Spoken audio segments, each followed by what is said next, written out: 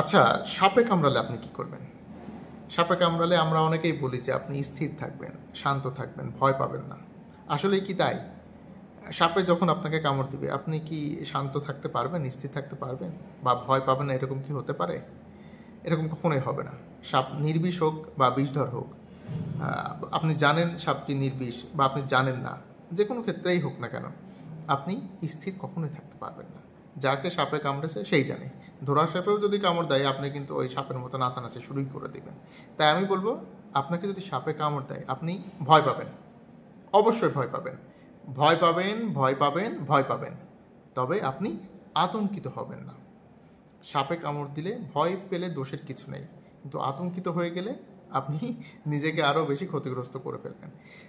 ভয় পেয়ে আপনি নিকটস্থ সরকারি হাসপাতালে দ্রুততম সময়ে চিকিৎসা নেবেন।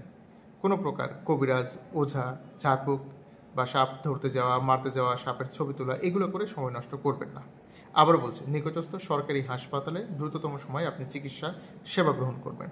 কেননা সরকারি হাসপাতালে সাপের বিষের যে প্রতিষেধক অ্যান্টিভেনম সেটি মজুদ থাকে, এবং নির্দিষ্ট সময়ের মধ্যে যথাযথ প্রক্রিয়া মেনে যদি আপনাকে অ্যান্টিভেনম প্রদান করা হয় আপনি কিন্তু সম্পূর্ণ সুস্থ হয়ে যাবেন।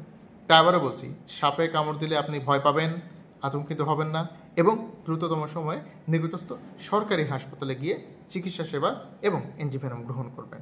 ধন্যবাদ।